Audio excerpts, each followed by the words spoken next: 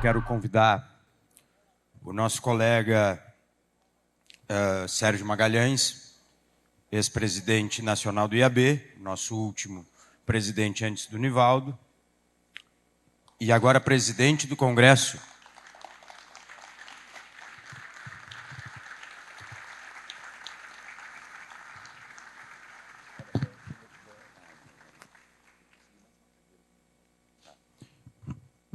Vou pedir que mais uma cadeira, o Nivaldo vai acompanhar o Sérgio aqui. Bom, Sérgio Magalhães, gaúcho de Bagé, mas formado aqui na Universidade Federal do Rio Grande do Sul, muito cedo foi para o Rio de Janeiro, né? Sabe aquela música do Cleito Cledir? E onde se destacou principalmente com planejamento urbano, urbanismo, nessa atuação, além da docência. Ele tem uma carreira que todos conhecem, e o que eu queria dizer é que, de certa forma, com esse ato, a gente encerra, de fato, o Congresso Brasileiro de Arquitetos e já inicia o Congresso da UIA 2020, que é esse grande momento, e tudo contigo, meu velho. Boa tarde a todos. Antes de propriamente começar, vou contar uma historinha, já que ele me apresentou como sendo de Bagé. Eu estive aqui nessa sala há uns 20 anos atrás, a convite da Assembleia para fazer uma palestra. E estava sentado aqui, estava o presidente da Assembleia, e eu ao lado. Aí ele viu chegando uma figura importante lá atrás, pediu para o senador Pedro Simão vir também para compor a mesa. Aí, quando Simão sentou-se, o presidente da Assembleia me apresentou dizendo que eu era arquiteto, morava no Rio de Janeiro, mas que era de Bagé e tal. Aí o Simão, que eu admirava muito, mas nunca me conheceu na vida, nem sabia quem eu era, cutucou assim com o cotovelo e disse assim: mas Bate, eu não sabia que tu eras de Bagé.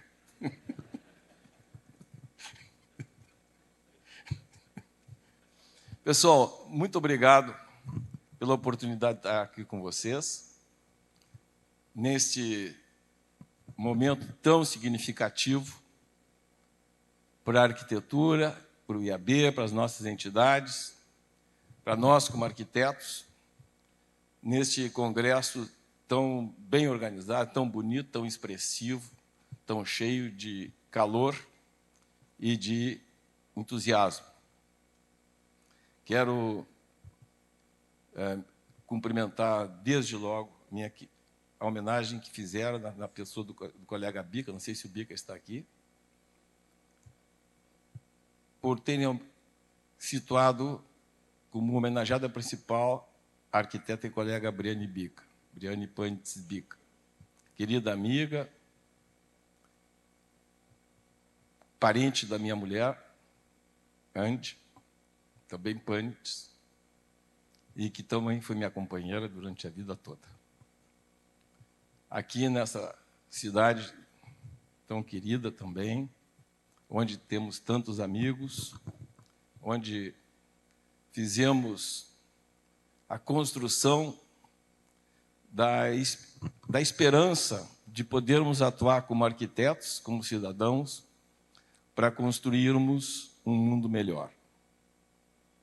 Nesse sentido, eu ainda, nesse momento de homenagem, quero referenciar os queridos professores que fizeram a base da nossa formação e que construíram também, em grande medida, a pujança do nosso IAB. Professor Demétrio Ribeiro, com quem trabalhei no primeiro ano de faculdade como estagiário, professor Enilda Ribeiro, Moacir Mugê Marques, que nos deixou ontem, Carlos Fayette, Carlos Cláudio Araújo, Miguel Alves Pereira. Imaginem a emoção de nós termos tido, e aqui eu encontro vários colegas amigos daquela época, vejo o Nelson Saraiva, vejo o Rogério e tantos outros, a Salma. Imagina a emoção que temos de cumprir ao longo de tantos anos o exercício da profissão, tendo como referência essas figuras ímpares da arquitetura, da cidadania, da política, da expressão do Rio Grande do Sul e do Brasil. Então, nesse sentido, agradeço mais uma vez a oportunidade de expressar esse meu sentimento aqui com vocês. E antes de falar propriamente sobre como está a organização do 27º Congresso Mundial de Arquitetos, quero comentar com vocês a gênese dele. Porque o Brasil, o IAB e as entidades nacionais da arquitetura quiseram fazer o congresso aqui em 2020. E, de certo modo, até eu tenho certa inveja do Rafael, que o Rafa já completou seu congresso, com esse brilhantismo todo. E, em segundo lugar, o Rafa teve um ano e meio para fazer o congresso. Nós temos 6 anos. 6 anos de trabalho duro. Não é fácil, não. Agora falta 1 ano e pouco, menos de 1 ano, mas esses 5 anos e tanto não foram brincadeira, não. Mas o IAB, lá em 2013, numa reunião do Conselho Superior, decidiu que apresentaria a candidatura do Brasil como sede do Congresso Mundial de Arquitetos por uma razão muito simples.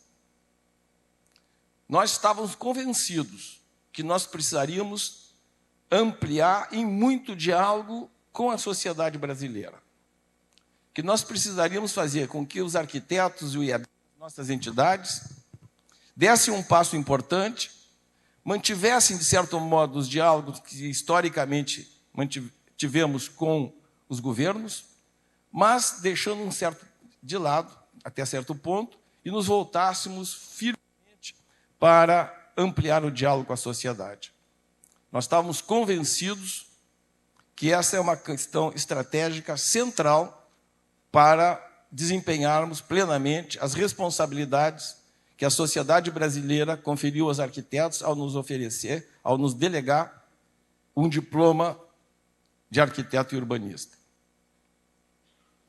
Em 2013, quando nós tivemos essa decisão, nós já vimos num processo de degradação institucional da profissão muito forte. Já tinha sido concebido o princípio de que se podia fazer licitação de obra pública sem projeto completo. Em 2008, se admitiu que não precisava mais fazer projeto completo para determinadas obras públicas. Cada 6 meses depois, ia se ampliando as obras que não precisariam ter projeto completo e reduzindo as exigências de projeto. Não precisa mais projeto completo, basta projeto básico. Não precisa mais projeto básico, basta anteprojeto. Culminando em 2015, com não precisar mais projeto. As obras públicas no Brasil podem ser licitadas sem projeto, que será a responsabilidade da construtora contratada. E não apenas obras federais, mas estaduais e municipais. Ao longo desse período, quanto discutimos, quanto trabalhamos junto ao Congresso Nacional e aos governos em defesa de um ponto de vista que seja consentâneo com as responsabilidades da produção do espaço construído brasileiro. Fomos perdendo em todas. Mas não perdemos a esperança de que iremos, paulatinamente, reverter esse quadro. Nós temos hoje 85% da população brasileira morando em cidades. 180 milhões de brasileiros moram em cidades. E nesta geração, até o final dos anos 30, o Brasil vai construir mais de metade dos domicílios que construiu ao longo da sua história. Hoje nós temos, talvez, perto de 70 milhões de domicílios no Brasil, nós vamos construir mais 40 e tantos milhões até o final dos anos 30. Nós temos responsabilidade sobre essa produção.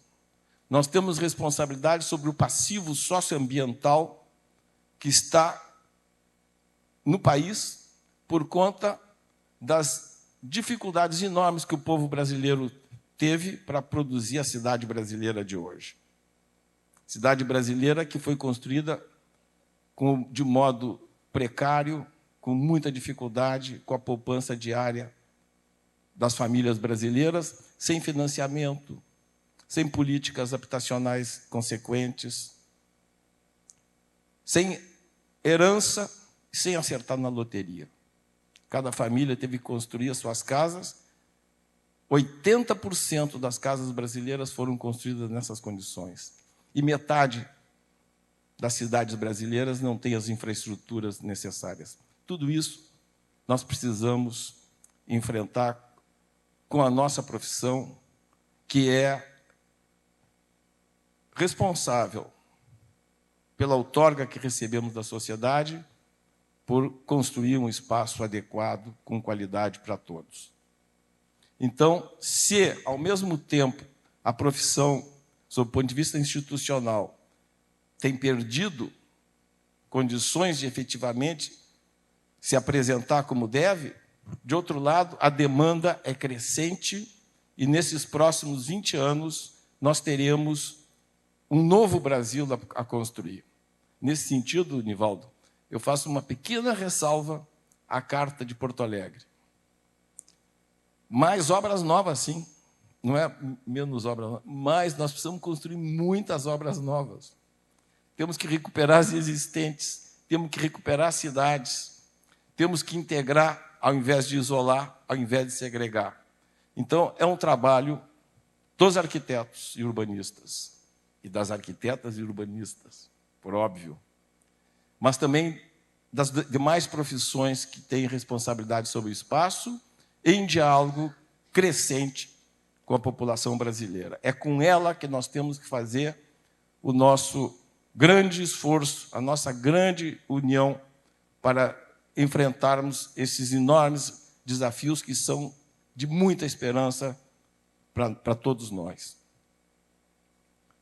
É por isso que nos dedicamos, o IAB, o CAL, as demais entidades, a promover um congresso mundial aqui.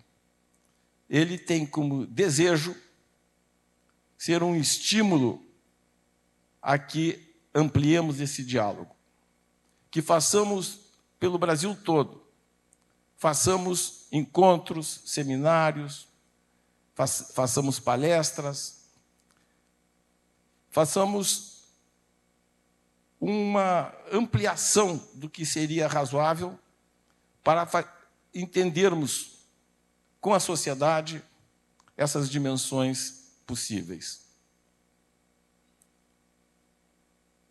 Este ano de 2019 já foram realizados ou estão em programação 82 eventos preparatórios mobilizadores em todo o país. O Congresso Brasileiro de Arquitetos é um desses. Há poucos dias, na Bahia, teve outro. E teve em Campinas. E teve em São Paulo. E teve em Brasília. Teve no Rio de Janeiro. Em Porto Alegre. Em Santa Catarina. 82 eventos mobilizadores preparatórios neste ano são um sinal importante de que os arquitetos brasileiros efetivamente desejam ampliar esse diálogo e responder de um modo mais adequado ao desafio que está colocado. Penso que não é uma situação trivial. 82 eventos preparatórios mobilizadores é algo muito significativo. O ano que vem teremos outros tantos, talvez mais. Mas eu vou mostrar para vocês, então, e vou pedir para o Nivaldo vir para cá também. Vamos mostrar como é que está o andamento dos trabalhos até agora. E na esperança de que possamos em cada estado brasileiro, através do IAB, dos CAUs, das entidades parceiras, ampliarmos a representação da produção dos arquitetos no Congresso de julho, no Rio de Janeiro. Nosso desejo é que cada estado brasileiro fique muito bem representado na produção e nos problemas apresentados, nas respostas possíveis. Há condições para isso, há lugar para isso, há condições políticas para que todo esse ambiente brasileiro esteja plenamente representado no ano que vem no Rio de Janeiro. Não será um congresso de isolamento, ao contrário, é um congresso de ampliação. Não será um congresso do Rio de Janeiro, será um congresso do Brasil para o mundo. Bom, como sabem, todos os mundos, um só mundo, Arquitetura 21, é o tema do congresso. E nosso desejo, efetivamente, é que tenhamos condições de refletir sobre a diversidade do mundo contemporâneo e as nossas responsabilidades. Tudo que fazemos tem repercussão sobre os outros e o que os outros fazem sobre nós. E a arquitetura, neste século XXI, tem responsabilidades importantes nessa compreensão.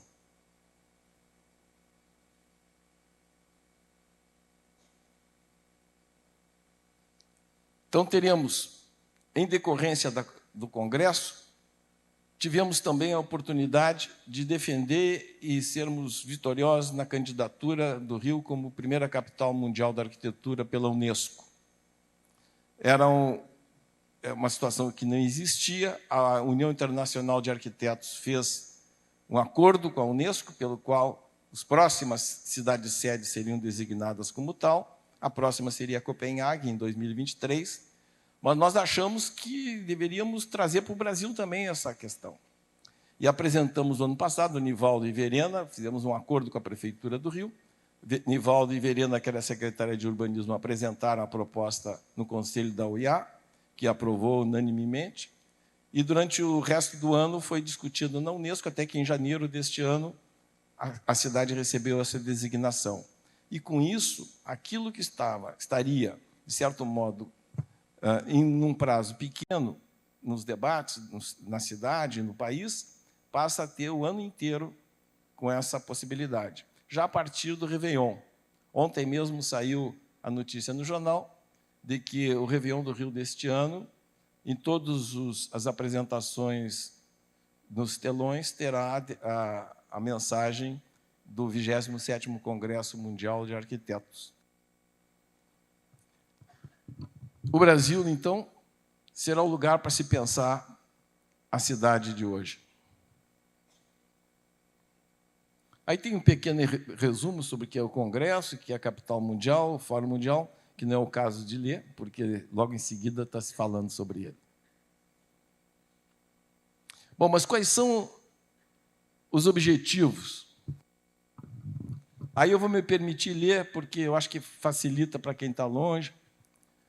Reconhecer os desafios da cidade contemporânea e propor estratégias para o seu enfrentamento no horizonte 2025 e 2030. Isto é, o Congresso pretende ser um instrumento propositivo. Nós vamos debater, vamos refletir sobre isso, vamos ter propostas. E essas propostas, levadas à plenária do Congresso, aprováveis, então servirão para 2025 e 2030, para o Rio, para as cidades brasileiras, para o conjunto das cidades do mundo. Avaliar experiências inovadoras e os novos sistemas projetuais e construtivos de interesse para a arquitetura e as cidades, dialogar com a sociedade e evidenciar o valor cultural e econômico de seus ativos arquitetônicos e urbanísticos, fomentar o empreendedorismo criativo vinculado à produção das cidades, facilitar o intercâmbio entre experiências urbanas nacionais e internacionais e promover a sinergia entre as diversas expressões artísticas associadas à arquitetura. O Congresso é uma promoção da União Internacional de Arquitetos, que, como se sabe, faz a cada 3 anos um congresso num dos países membros. Como o Nivaldo também comentou, nunca foi realizado no Brasil, e na América Latina o último foi há 42 anos. O IAB, Direção Nacional, delegou ao IAB do Rio de Janeiro, o presidente do IAB do Rio de Janeiro está aqui presente, Pedro da Luz Moreira, delegou a responsabilidade de organizar o congresso e criou um comitê executivo à parte, CNPJ próprio, para tomar conta do congresso. Eu faço parte, o Nivaldo faz parte, Pedro da Luz, antiga diretoria do IAB, e tem como conselheiros do Conselho Fiscal, colega Luiz Fernando Janot, Roberto Simon e Haroldo Pinheiro. Somos 10. Norma Toloá é diretora administrativa financeira, Fabiana Izaga, diretora de cultura, e Luciano Medeiros. Então, o congresso vai ser realizado de 19 a 23 de julho. São mais ou menos 20 mil participantes mais acompanhantes. Aí está mais de 100 palestrantes, mas hoje nós estamos mais ou menos com 145 palestrantes indicados. Exposições, teremos exposições no congresso e fora dele, trabalhos acadêmicos, projetos e obras, workshops e seminários estudantis, startups, feira de produtos e negócios e eventos sociais. O comitê de honra é presidido pelo colega Paulo Mendes da Rocha, Álvaro Cisa, Jaime Lerner, Diebedo Francis Querê, André Corrêa do Lago, é não arquiteto, mas é um estudioso da arquitetura, é diplomata e membro do Conselho do MoMA e do Pritzker, Elizabeth Porçampá, Marisa Moreira Salles, diretora do Arquifuturo, Carla Joaçaba, jovem arquiteto, Gilberto Gil, foi ministro da Cultura e um dos precursores do debate sobre a questão da favela nas artes, Solano Benites. E o comitê científico, originalmente era formado pelo colega Nivaldo, pela colega de Beth França e pela colega Margareta Silva Pereira. A Beth França está aqui? Já foi. Pena. O Nivaldo não era presidente do IAB. Isso foi antes dele ser presidente. Ele foi escolhido pelas suas qualidades acadêmicas e profissionais. Mas, quando passou a ser presidente, ele achou que o comitê era pequeno e foi ampliado com a presença do Márcio Cotrim, Zeca Brandão, Vinícius Andrade e Tiago Andrade, que teve que sair quando virou secretário. E mais 5 colegas, um de cada continente, indicados pela UIA. Foi para trás. O comitê científico, dentro do tema geral, Todos os Mundos, Só Mundo, constituiu 4 eixos temáticos para ajudar nos trabalhos. E eu vou pedir para o colega Nivaldo explicá-los sucintamente. Sérgio, estou aqui, então, como membro do Comitê Científico e não como presidente do IAB.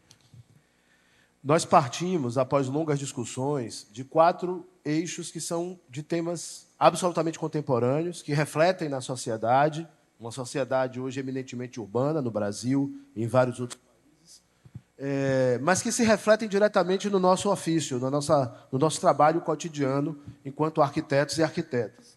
Então, os temas são diversidade e mistura, que parte do entendimento de que a diversidade é uma qualidade, a mistura é uma qualidade, e é uma qualidade intrínseca à nossa cultura brasileira, à nossa sociedade. Então, aqui, vamos falar de diversidade em todo sentido, diversidade e mistura, desde o ponto de vista étnico, racial, de gênero, mas também cultural, também do ponto de vista da preservação do patrimônio do passado através das novas tecnologias, do projeto do novo, a diversidade econômica também, e a necessidade da construção do comum, etc. A questão da cidadania entra aí também.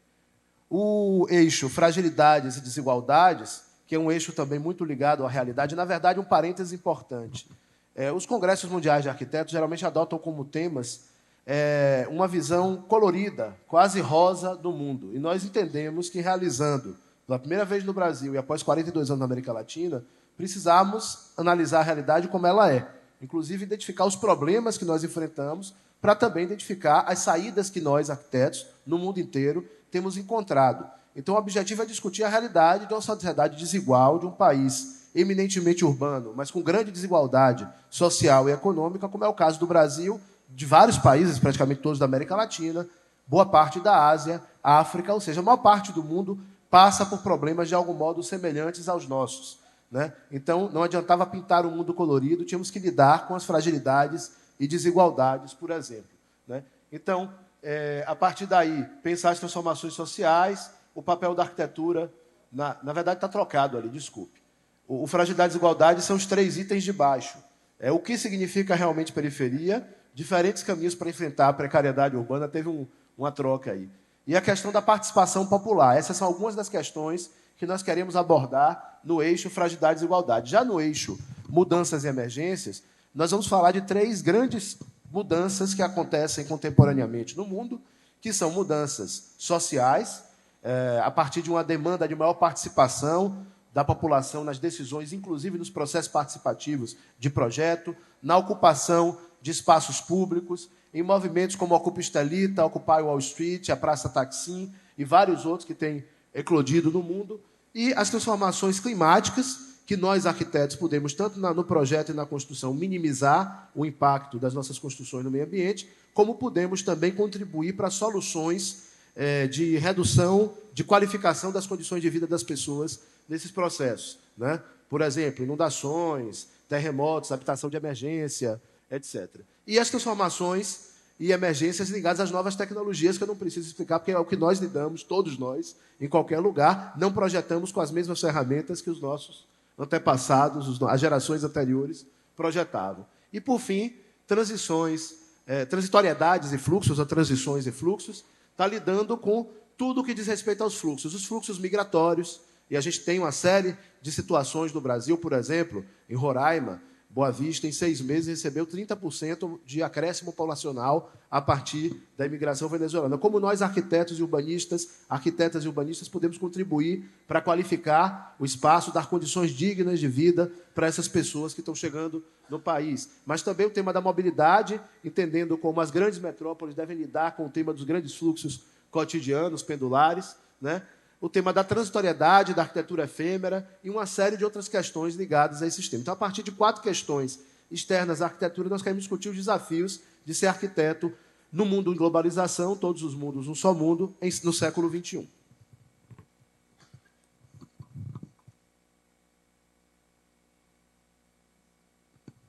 Nos meses de março, abril, maio e junho do ano que vem, cada mês desse será dedicado a sessões preparatórias que vão reunir os debates que foram feitos ao longo do ano em todo o Brasil, esses 82 eventos preparatórios mobilizadores, canalizam suas demandas e teremos, então, em março, abril, maio e junho, atividades correlacionadas com elas, para dar consistência e se levar em julho para o Congresso.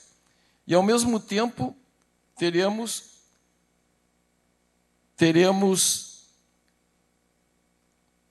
intracongresso, espécie de intracongresso, sessões temáticas amplas, de temas transversais correlacionados com os temas principais, como a questão da mobilidade, assistência técnica e trabalho do arquiteto, patrimônio e cultura, assentamentos populares, saneamento e uso das águas, desenvolvimento sustentável, de forma que possamos construir propostas, como eu comentei antes, para 2020, 2025 e 2030.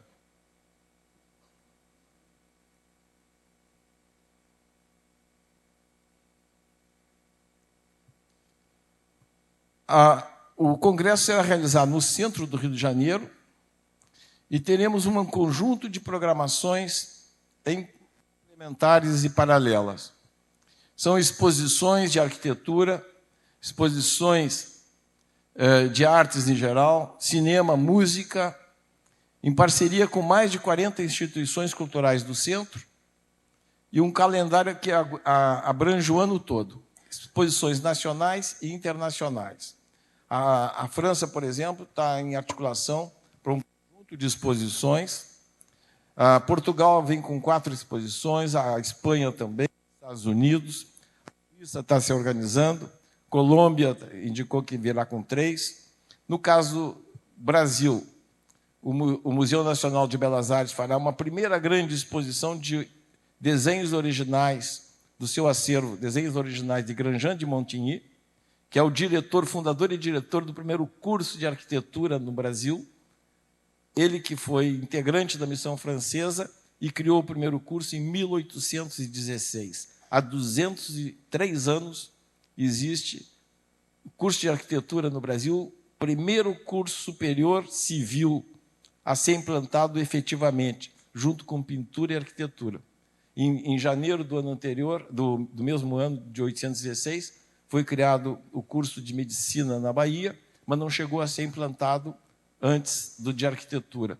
Nós temos 203 anos de formação profissional do arquiteto.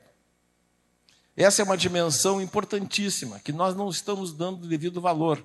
Tanto que o curso de arquitetura, a Faculdade de Arquitetura do Rio de Janeiro, comemora 70 anos da constituição da faculdade. Desconhece que nós temos 203 anos de formação profissional do arquiteto. Essa exposição, o Museu Nacional de Belas Artes está organizando, junto com outra exposição de Adolfo Morales de los Rios. Portugal está trazendo uma exposição enorme sobre Cisa Vieira, uma outra sobre arquitetura moderna no Brasil nos últimos 90 anos. O Paço Imperial também tem uma exposição importante, Museu Histórico Nacional, Casa França Brasil, Museu de Arte do Rio, um festival de cinema correlacionado com cidade e arquitetura, organizado pelo crítico de cinema Marcelo Janot. Enfim, inúmeras atividades em paralelo ao longo do ano, mas concentradamente de março a agosto. Essas são algumas das instituições que estão organizando parcerias conosco e já estão programando. Museu Histórico, Museu do Amanhã, Sítio Burle Marques, Instituto Moreira Salles, etc. Isso dá um trabalho enorme. Nós não temos recursos, como vocês sabem. E nenhum dessas instituições tem expectativa de receber recursos nossos, do Congresso. Mas é um trabalho com uma adesão enorme, com o desejo dessas instituições culturais de ampliarem o diálogo com a sociedade, com a cultura arquitetônica e a sociedade. Então, é um trabalho que nos gratifica muito, o estímulo a que elas produzam, mas, ao mesmo tempo, elas nos estimulam na medida em que aderem e propõem coisas cada vez mais interessantes.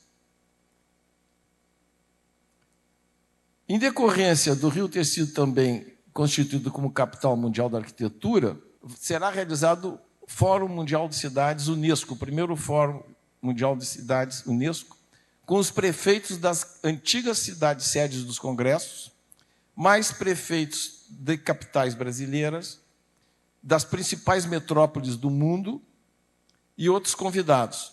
Mas não apenas com políticos, também com os presidentes das nossas instituições, arquitetos e urbanistas, lideranças, membros da sociedade. Esse evento será colado no Congresso 2 dias antes. E a cerimônia de conclusão do fórum será a mesma de abertura do Congresso. Esse fórum também será propositivo. E nós estamos com a grande expectativa, muita esperança, de termos uma boa parceria com a ONU Habitat. Eu acho que o Cláudio está aqui. Está aqui o Cláudio?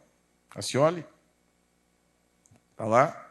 O Cláudio, estamos com muita expectativa de poder fazer uma boa parceria para que o fórum incorpore, reflita e proponha em função dos grandes desafios das cidades contemporâneas que o ONU Habitat, por delegação da ONU, está concebendo de um modo inovador na constituição de um conceito novo chamado capital espacial, que se coloca correlacionado com a ideia de capital humano, capital econômico, que são de pleno reconhecimento. Capital espacial significaria a condição da cidade corresponder às exigências do século e com uma boa qualidade, bom capital espacial, o desenvolvimento social e econômico se torna capaz de estar correlacionado positivamente. E, ao contrário também, quando as qualidades espaciais, infraestrutura, mobilidade, habitação, etc., são indicadores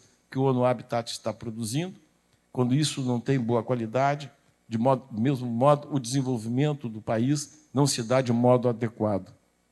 Isso que os arquitetos dizem há tanto tempo, de modo intuitivo, é possível que o ONU Habitat qualifique isso de modo científico e nos dê uma oportunidade de dizermos as coisas e demonstrarmos empiricamente. Então, isso seria a base do Fórum Mundial de Cidades colado ao Congresso.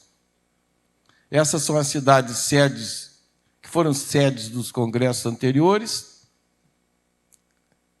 Só 2 países repetiram, foi a Inglaterra e a Espanha. Barcelona fez um memorável congresso que nos inspirou muito.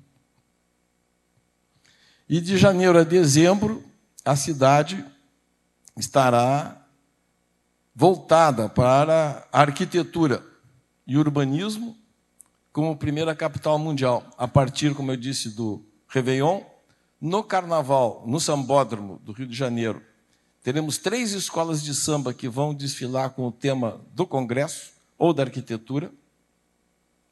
Unidos da Tijuca com o tema do Congresso, uma parceria com o CAU do Rio de Janeiro. A União da Ilha, do governador, com o tema da habitação. E a Grande Rio com o tema uma cidade nova, Brasília. Então, isso vai repercutir em diversos lugares, no mundo todo, porque é um momento de exaltação, onde o tema arquitetura e cidade se coloca de modo lúdico. Então, nós temos um ano de programação, exposições nacionais, ano acadêmico Rio 20, concurso para jovens arquitetos, etc. O calendário de programação está em andamento, eventos preparatórios, mobilizador, como eu comentei, inscrições desde o 10 de julho estão abertas, estão também abertas chamadas para os papers. Aqui é uma questão que eu acho que é desejável explicitar mais. Esse congresso tem chamada de papers, mas tem chamada também de projetos e obras de arquitetura e urbanismo. Então, nós convidamos a todos os colegas arquitetos a apresentarem seus trabalhos ao comitê científico. Isso é importante para dar a dimensão da profissão e também uma oportunidade de divulgação dos próprios trabalhos. Concurso internacional de estudantes, sobre um tema específico, no caso, é a relação entre uma grande favela, um complexo de favelas no Rio de Janeiro e a cidade formal. O estudo de caso é a Maré, e esse é um concurso internacional para estudantes. E um prêmio nacional de estudantes também, que pode se correlacionar com as premiações anuais que os IABs fazem e que vão ter pela primeira vez uma unificação no Congresso. Submissão de artigo para até 10 de dezembro, artigos são também projetos 3 panchas, aí está tudo direitinho no site do Congresso, aquele site ali, o WWIA 2020 Rio, explicita melhor.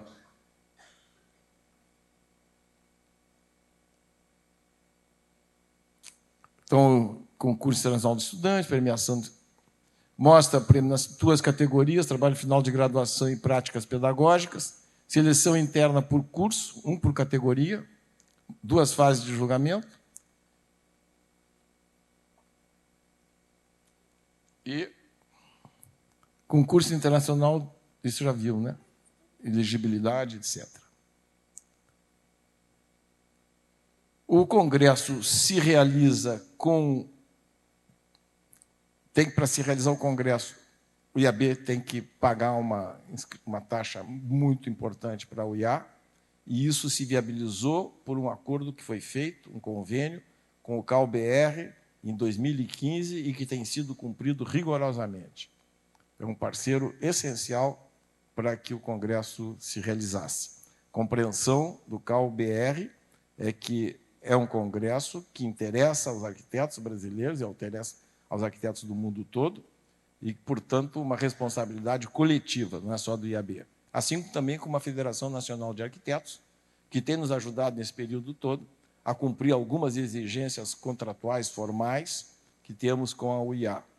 Além das outras entidades que não têm recursos próprios, expressivos, mas que têm nos ajudado muito na construção do ideário que o Congresso representa.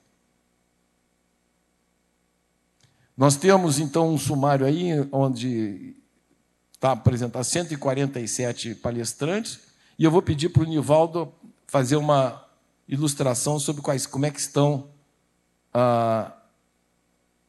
esses convites. Mas só que eu acho que eu vou terminar aqui e aí você faz, tá? Bom, instituições culturais internacionais já comprometidas, a Casa da Arquitetura é uma das mais expressivas, etc. Fundação Le Corbusier, Fundação Calouste Gulbenkian. As instalações serão... nós fizemos a candidatura em 2014, 2013, 2014, por exigência da UEA, precisava ter tantas salas assim montadas, ambientes de tal magnitude, que não tinha a não ser no Rio Centro. Mas o Rio Centro está a 40 quilômetros do centro. E nós achamos que não faria sentido fazer um congresso internacional no Rio de Janeiro e os visitantes não estarem na cidade, estarem em um outro lugar. Então, nós resolvemos, depois que ganhamos, apresentamos o congresso para o centro do Rio.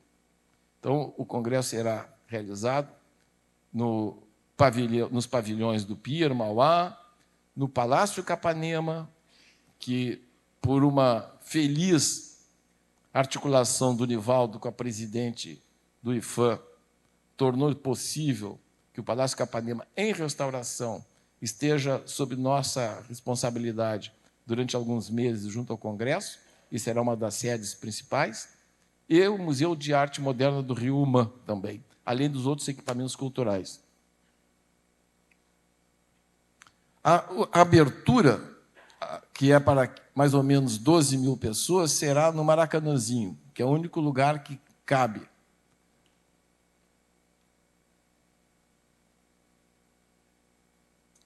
Depois, então, serão nesses pavilhões do Porto, e aquele de trás colorido, que é o pavilhão Cobra, é para feira, destinado à feira.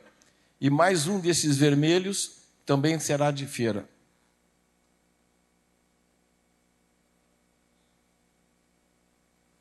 Os dois verdes são de feira, os azuis são das atividades de congresso. Todo esse conjunto está articulado, tem metrô, né, e está articulado por VLT. Todos os equipamentos que estão situados no centro são articuláveis por VLT, que é um meio de transporte muito confortável e ótimo mesmo, faz todas essas relações com muita facilidade. Esse ambiente é muito agradável, é à beira-mar, é extremamente receptivo. Ele fica, nessa foto aqui, à direita, lá no fundo, é o Museu do Amanhã. Portanto, ele começa na Praça Mauá.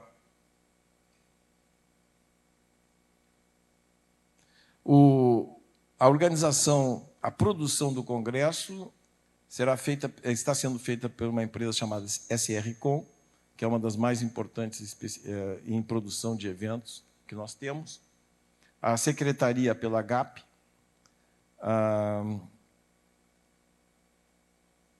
a parte de gerenciamento pela MCI e a parte de viagens pela Blumar. Mas, efetivamente, o comitê e os seus amigos que temos trabalhado efetivamente, porque tem que estar sempre cobrando, o Rafa deve saber isso, o pessoal aqui do Rio Grande do Sul que fez esse congresso sabe que tem que ser assim mesmo.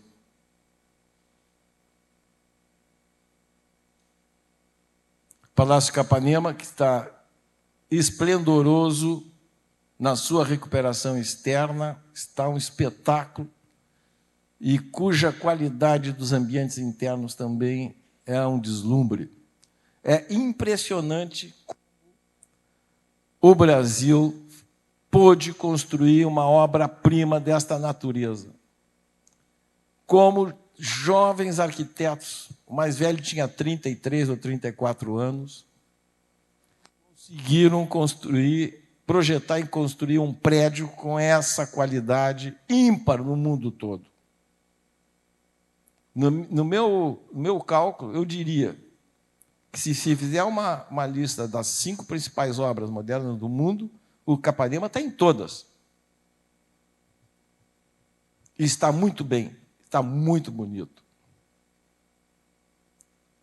E o Museu de Arte Moderna, projeto do RID, que também participou do Capanema, é também uma sede muito especial, situada entre os jardins de Roberto Murle Marx e no Parque do Flamengo.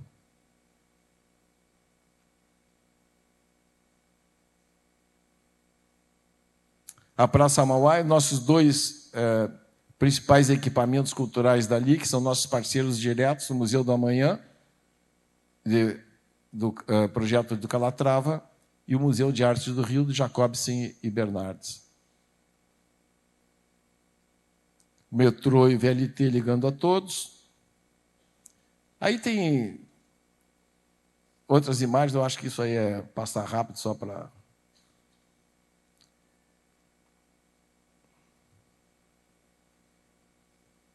Então, a promoção da UIA, a realização do IAB, nossos parceiros institucionais, o CAU-BR e o CAU-RJ, suportes institucionais também, mas a FENEA deve estar lá, ó, junto com o CAU e o RJ, está errado esse desenho, e os outros nossos parceiros, a quem agradecemos sempre. E agora, então, agradeço a vocês, mas antes o colega Anivaldo vai fazer a apresentação dos principais convidados já confirmados ou em confirmação.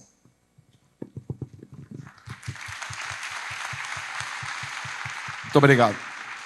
Então, nós teremos 6 palestrantes principais, são os keynote speakers, que a gente chama, as conferências magistrais, que serão sempre no horário do almoço, no final da manhã, horário do almoço, e à noite, final da tarde, né, no horário nobre. Alguns deles estão confirmados, que eu vou apresentar, já estão confirmados, e teremos também uma quantidade imensa de palestrantes nos debates, mesas de debates que nós chamamos, que acontecerão 3 para cada um dos eixos. Então, serão 12 mesas no total, cada uma com 2 palestrantes, nunca são 2 brasileiros, ou são 2 estrangeiros, ou um brasileiro e um estrangeiro.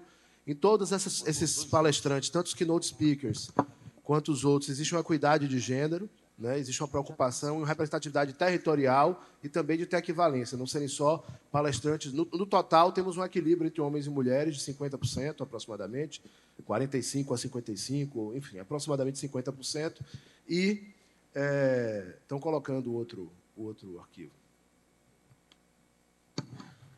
Um dos palestrantes confirmados é o Solano Benítez, do Paraguai, que nos últimos anos tem trabalhado com a companheira e arquiteta Glória Cabral e com o Solano, filho dele, com experimentação muito grande do ponto de vista construtivo, né? Ele pega um material absolutamente vagabundo, para dizer o mínimo, tijolo que é produzido em olarias sem nenhum tipo de controle de qualidade mais sofisticado, e ele faz uma série de experimentações para ver até onde esse material pode ir, usando o tijolo armado a partir de uma tradição que vem da abóbada catalã, passa por Eladio Dieste, mas que é feita num contexto muito mais rudimentar, que é o Paraguai, um contexto tecnologicamente muito mais rudimentar.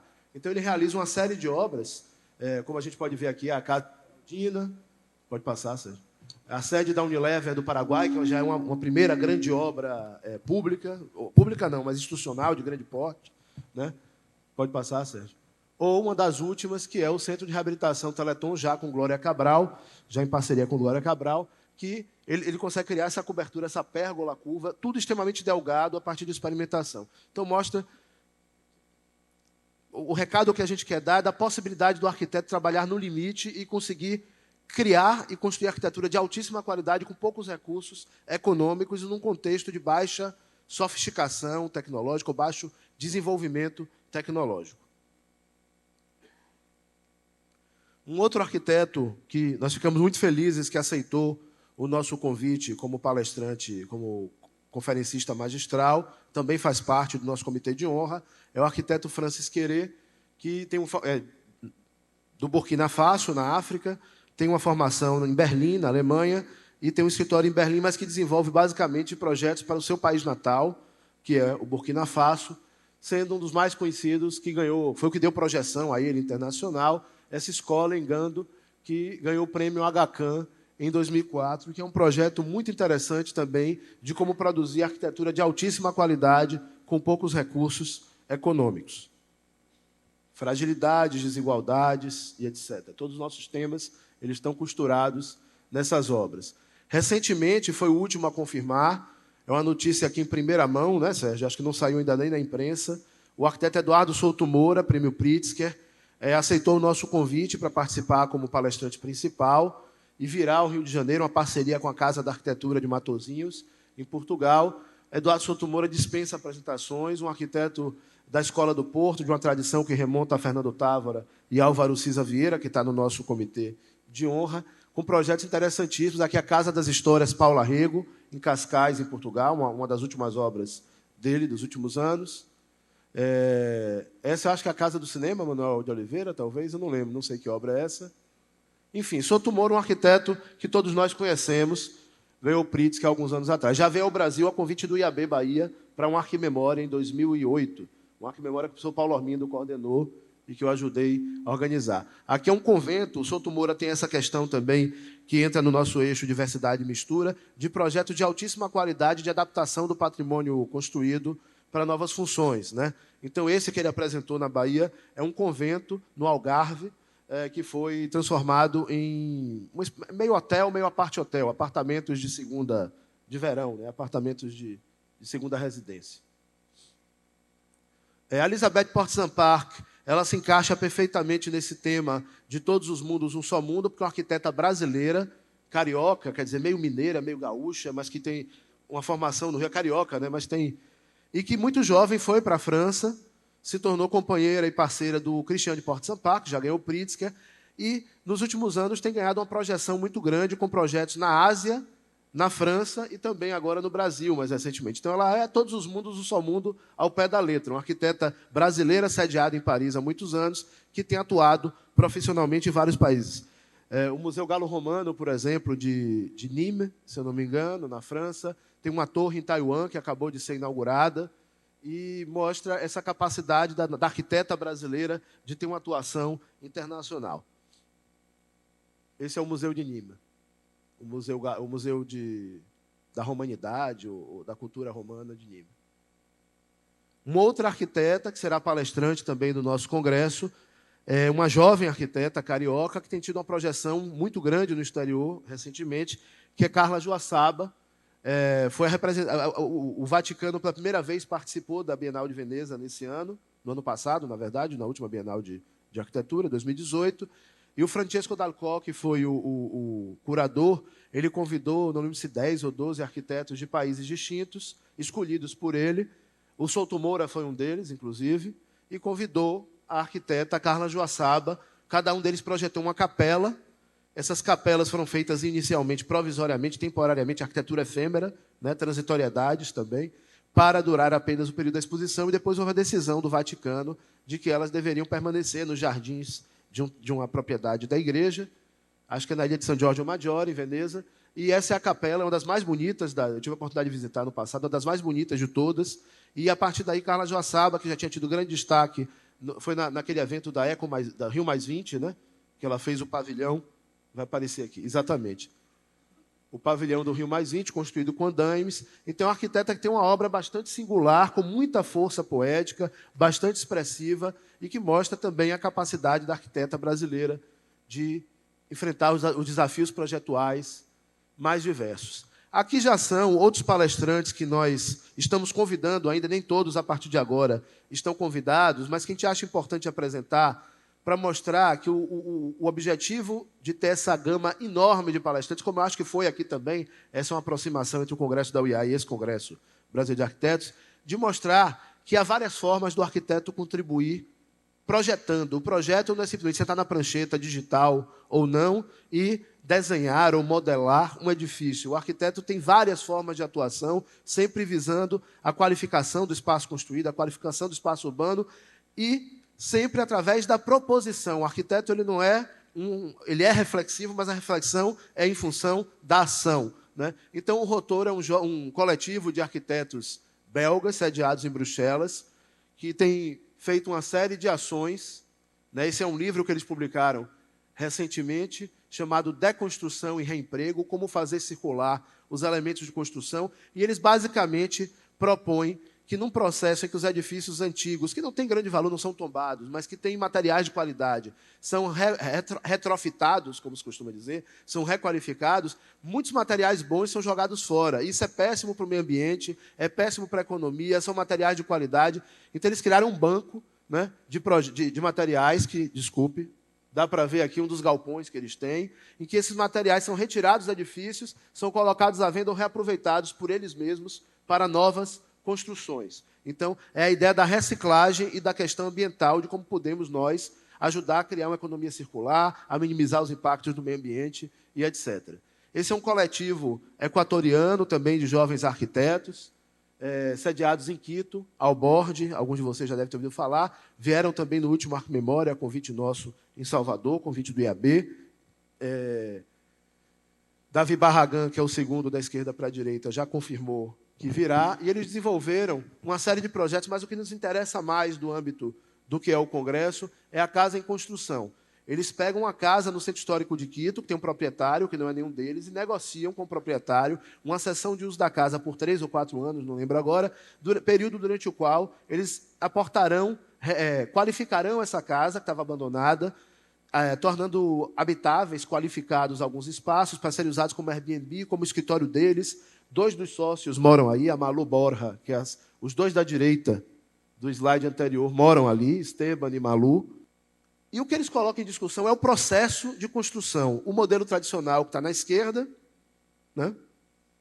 O que a gente vê na esquerda é a forma tradicional. O arquiteto ele é contratado, ele vai numa loja de material de construção, ele contrata os operários, ou supervisiona o trabalho dos operários, enquanto que o modelo que eles propõem eles fazem um projeto, eles executam a obra com as próprias mãos e eles conseguem material de doação para usar na obra. Então, tirando prego, cimento, o que não dá para ser reutilizado, tudo o que eles usam é material de doação. São pedaços de vidro, são pneus, são uma série de elementos reciclados, mostrando o potencial de requalificação de uma casa no Centro Histórico de Quito, que, de outro modo, estaria abandonada, estaria sem uso, né?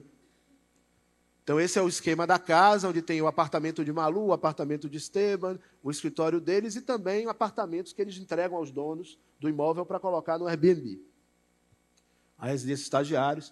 Queremos fazer também uma discussão sobre o ensino da arquitetura. Então, uma mesa, nós estamos convidando 2 escolas de arquitetura, uma do Chile e uma dos Estados Unidos, que lidam em contextos de pobreza. Nos Estados Unidos é no Alabama, que é o estado dos estados mais pobres, uma região rural do Alabama, né?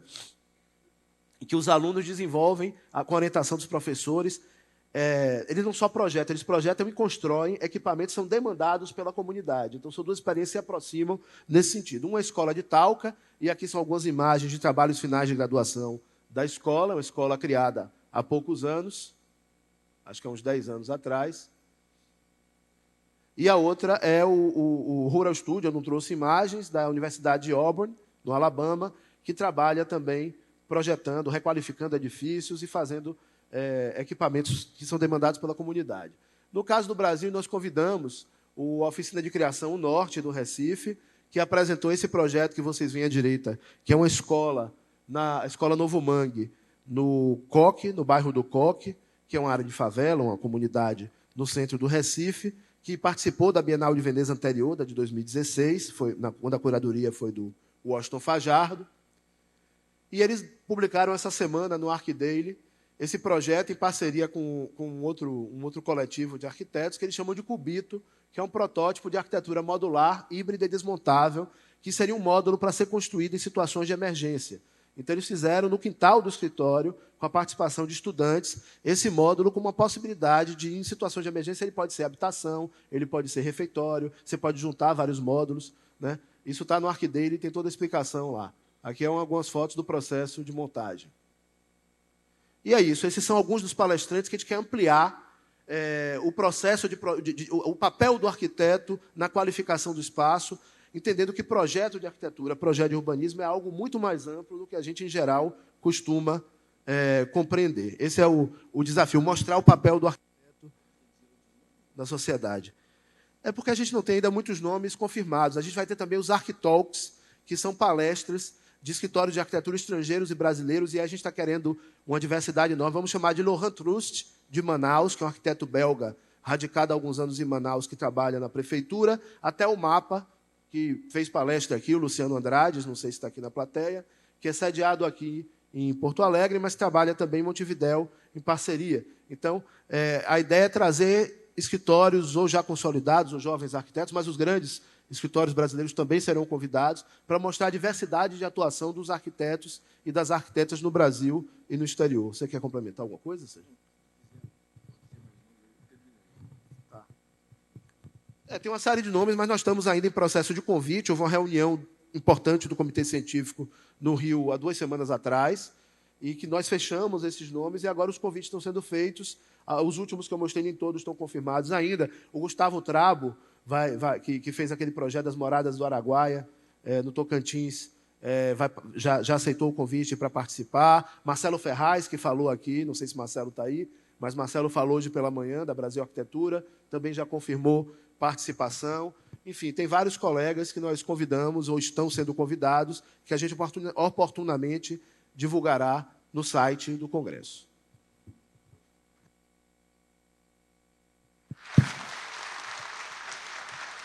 Obrigado, colega Anivaldo. Bom, é só para, ao encerrar, mais uma vez, pedir que vocês possam ampliar a todos os estados brasileiros, as nossas todas instituições da arquitetura e urbanismo, sejam escolas, sejam instituições profissionais, a representatividade da arquitetura brasileira para o mundo, Congresso Mundial de Arquitetos.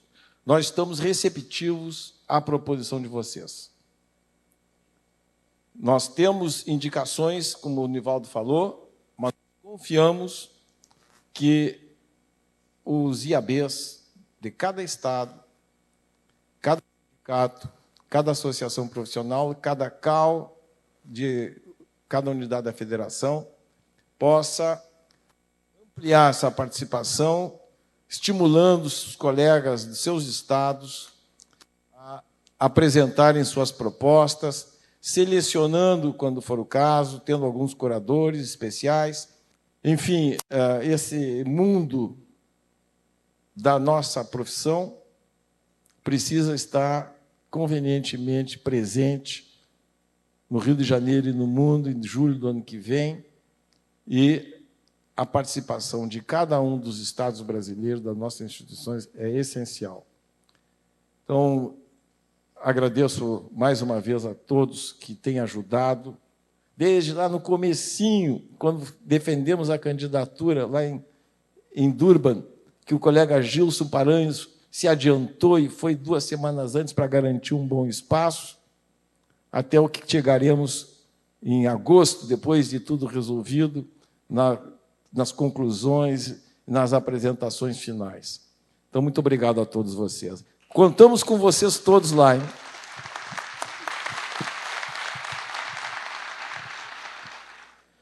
Encerrar, não poderíamos encerrar o 21º Congresso Brasileiro de Arquitetos sem homenagear 2 colegas que nos deixaram recentemente com uma contribuição indiscutível para a arquitetura brasileira.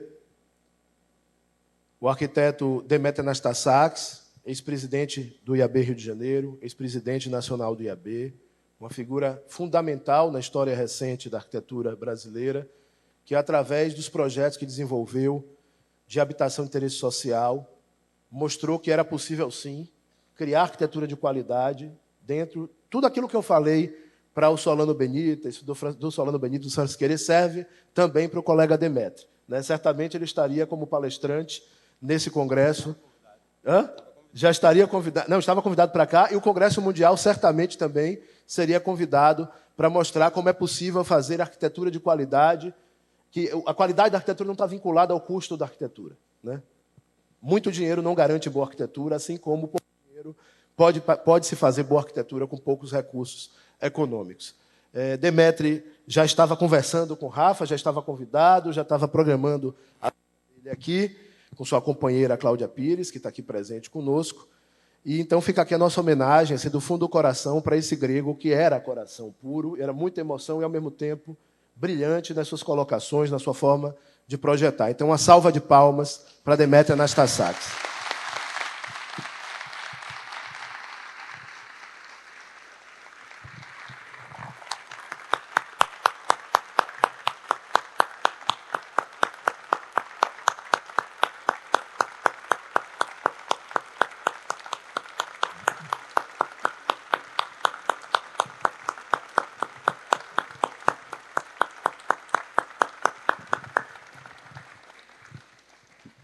E também não poderíamos concluir em Porto Alegre o 21º Congresso Brasileiro de Arquitetos sem homenagear um arquiteto local, mas cuja obra, eu falei isso coincidentemente anteontem, o Sérgio Marques, não sei se Sérgio está aí, estava lá fora, Sérgio me convidou na abertura, encontrou comigo, e eu e Sérgio compartilhamos o interesse pela arquitetura moderna, defendemos tese no mesmo ano, ambos sobre arquitetura moderna nos nossos estados. Ele disse: Nivaldo, amanhã vai inaugurar uma exposição na Unicinos sobre a obra do FAM, do Fayette, Araújo e Marques, que eu conheço porque tem o livro dele, que ele me presenteou, já li o livro da tese dele. Eu disse: vou com o maior prazer. E fui, levei o vice-presidente Fabiano, levei alguns amigos, e, chegando lá, ele disse: você vai ter que falar, e eu disse o que eu vou dizer aqui agora.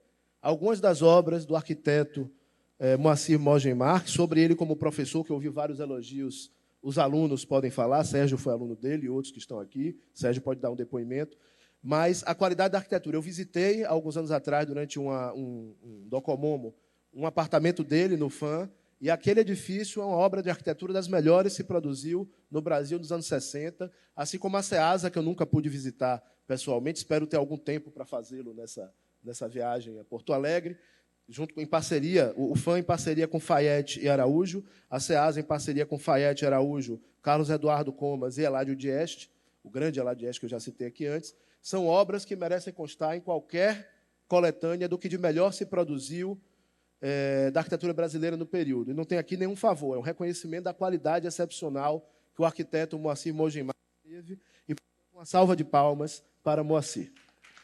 Passa a palavra a Rafael.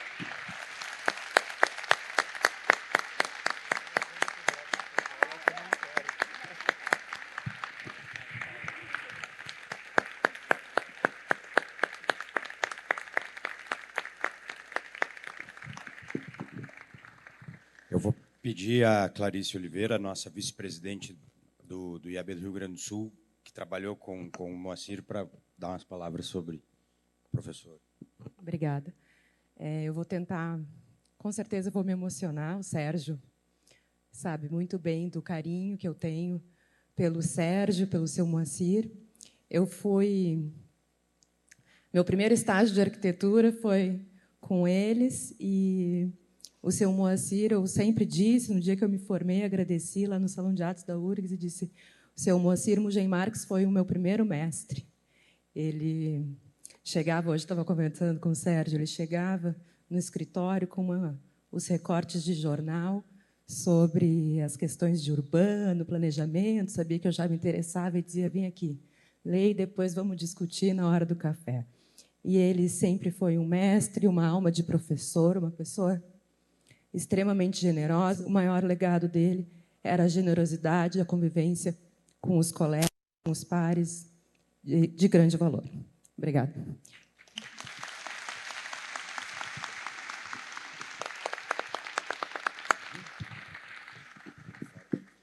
E com essa homenagem a esses dois arquitetos excepcionais, consideramos encerrado o 21º Congresso Brasileiro de Arquitetos até o Rio de Janeiro, 19 de julho, 17, que é o Fórum Mundial de Cidades, de julho do ano que vem. Agora, a Rafa propôs fazer uma foto com nós aqui no palco e vocês aí atrás de costas. Como é? Isso, a fotógrafa vai orientar, mas eu quero convidar toda a diretoria do IAB do Rio Grande do Sul, a equipe, quem estiver aqui, a maioria está na praça, mas quem estiver aqui, vir aqui para frente, e os conselheiros nossos do IAB do Rio Grande do Sul, para a gente tirar uma foto, marcado porque, vou falar, claro, teve toda a apresentação do congresso da UIA, mas mesmo durante a plenária, eu não fui a muitos congressos, mas essa plenária foi significativa a grande presença numa plenária de Congresso Brasileiro de Arquitetos. Registrar esse momento.